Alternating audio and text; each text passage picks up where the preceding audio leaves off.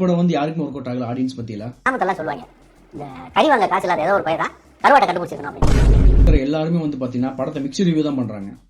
படம் இதுக்கு வந்து லியோ படம் எவ்வளவோ மேல் அப்படிங்கிற மாதிரி சொல்றாங்க. லியோ படம் அவ்வளவு மொக்கையாடா, எனக்கு தான் ஒர்க் அவுட் ஆகல, பட் எனக்கு ரொம்ப பிடிச்சிருந்துச்சு. அவன் கிடக்குறான், இது நல்லா இருக்கு.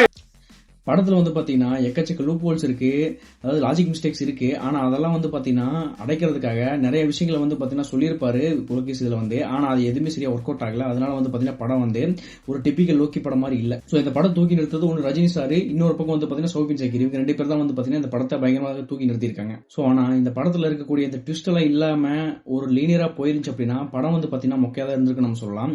ஆனா இந்த படம் வந்து பாத்தீங்கன்னா சூப்பரா போனதுக்கான காரணம் என்னன்னு வந்து பாத்தீங்கன்னா இந்த ஒரு ட்விஸ்ட் எல்லாம் வந்து பாத்தீங்கன்னா யாருக்கும் தெரியாம வச்ச அந்த ஒரு 3 ட்விஸ்ட்னால வந்து பாத்தீங்கன்னா இந்த படம் வந்து பாத்தீங்கன்னா நல்லா ஓரளவுக்கு வந்திருக்கு, அவரேஜுக்கு மேல.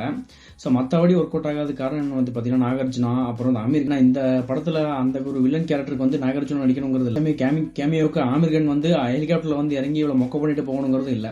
சோ இதெல்லாம் தான் வந்து பாத்தீங்கன்னா இந்த படத்துல வந்து பிளஸ் அண்ட் மைனஸா வந்து இருக்கு நான் பார்த்த வரைக்கும். சோ உங்களுக்கு வந்து என்ன வந்து இந்த படத்துல வந்து என்ன வந்து குறை இருக்கு, என்ன நல்லா இருக்கு அப்படிங்கிற பத்தி நீங்க இந்த வீடியோக்குள்ள கமெண்ட் பண்ணிட்டு போங்க.